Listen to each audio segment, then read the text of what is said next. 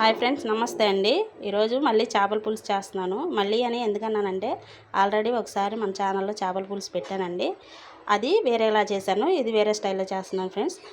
దానికి కావాల్సినవి చూపిస్తాను. 3 ఉల్లిపాయలు తీసుకున్నానండి, 8 పచ్చిమిరకాయలు తీసుకున్నాను. చేపలో జన వచ్చింది ఫ్రెండ్స్, అది కూర ఉడికేటప్పుడే వేస్తానండి.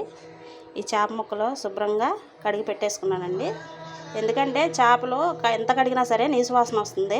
నిమ్మకాయ కానీ కడిగేటప్పుడు నిమ్మకాయ ఉప్పేసి కడిగి శుభ్రంగా కడిగితే నీసు వాసన అనేది రాదండి. ఇప్పుడు ఈ చేప ముక్కల్లో కారం ఉప్పు వేసి కలిపెడతానండి. ఈ చేప ముక్కల్లో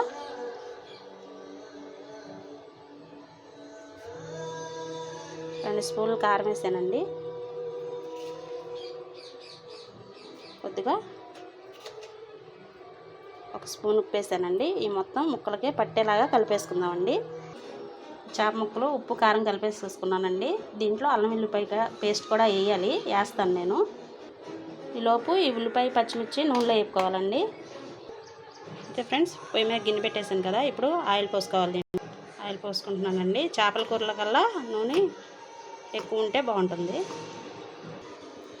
ఆయిల్ పోసేసుకున్నానండి. ఆయిల్ కాగుతుంది, ఒకసారి చూద్దాం కాగిందో లేదో. కాగిందండి. ఇందులో ఉల్లిపాయ పచ్చిమిరకాయలు వేసేసుకోవాలి. ఉల్లిపాయ పచ్చిమిరకాయలు వేసేసుకున్నాం కదండి, ఇవి బాగా వేగాలండి.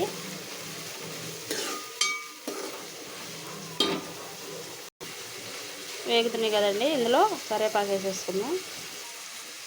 కరివేపాకు వేసేసుకున్నాం కదండి, ఒకసారి కలిపేసుకుందాం. ఉల్లిపాయలన్నీ గోల్డెన్ కలర్ వచ్చేదాకా వేసుకోవాలండి. అలాగే నిమ్మకాయ సైజు అంతా చింతపండు నానబెట్టుకోవాలండి. ఆల్రెడీ నేను నానబెట్టేసుకున్నాను. చేప ముక్కల్లో అల్లం వెల్లుల్లిపాయలు వేయాలన్నా కదండి, పేస్ట్ కొద్దిగా వేసేసుకున్నానండి. వేసేసుకొని ముక్కలు మొత్తం కలిపేసుకుంటాం. వెల్లుల్లిపాయలు వేసి అల్లం వెల్లుల్లిపాయ పేస్ట్ వేసి కలిపేసేసానండి. ఇవి పక్కన పెట్టేసుకోవాలి. పొయ్యి మీద ఉల్లిపాయ పచ్చిమిరకాయలు వేసినాయి కదండి, ఇందులో కొద్దిగా అల్లం వేసుకొని వేపుకోవాలి. అల్లం కూడా వేసానండి, ఇది కూడా వేగాలి.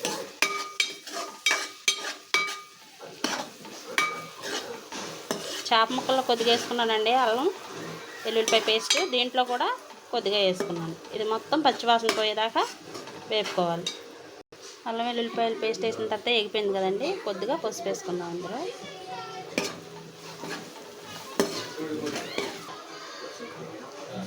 కలిపేసానండి. ఈ ఉల్లిపాయ ముక్కల్లో సరిపడా 1 స్పూన్ కారం వేస్తున్నానండి. చేప ముక్కల్లో 2 స్పూన్లు వేసాను కదా, ఇందులో 1 స్పూన్ వేసాను. కారం వేసేసాను కదండి, ఇందులో నుండి ఆయిల్ బయటకు వచ్చేసింది. ఈ చేప ముక్కలు కూడా అందులో వేసేసుకోవాలి. వేసేసుకున్నాక చేప ముక్కలు వేసేసుకున్నాను కదండి, ఇందులో చింతపండు గుజ్జు పోసేసి ఆల్రెడీ చింతపండు నానబెట్టాను కదండి, గుజ్జు తీసేసుకున్నాం. ఇందులో పోసేసుకోవాలి. చింతపండు గుజ్జు పోసేసాను కదండి, ఇప్పుడు మూత పెట్టుకొని ఉడకనిద్దాము. బాగా ఉడికిన తర్వాత సగం ఉడికిన తర్వాత చేపలో వచ్చిన జన కూడా ఇందులో వేద్దామండి. ఇది ఉడికిన తర్వాత మీకు చూపిస్తాను. ఉడికిందేమో చూద్దామండి. ఉడుకుతుంది కదండి, ఇప్పుడు చేపలో వచ్చిన జన ఇందులో వేసేసుకుందాం. ఇలా సగం ఉడికినప్పుడు వేసుకుంటే ఏమవుద్దంటే జన విడిపోదు, ఆవిరికి తొందరగా ఉడికిపోతుందండి. ఇప్పుడు మూత పెట్టేసుకుందాం. ఉడికిందేమో మూత తీసుకొని చూసుకున్నామండి. చూడండి ఉడికిపోతుంది కదా, ఇందులో ధనియాల పొడి వేస్తాను. ఇప్పుడు ఉడుకుతుంది కదండి, కొద్దిగా ధనియాల పొడి, అలాగే కొద్దిగా ఫిష్ మసాలా వేస్తున్నానండి.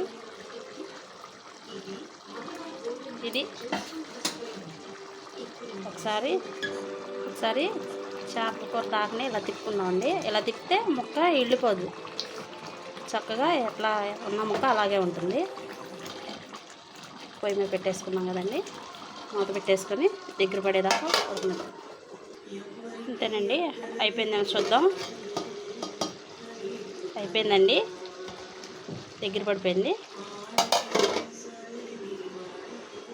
ఇంకా స్టవ్ ఆఫ్ చేసేసుకుందామండి.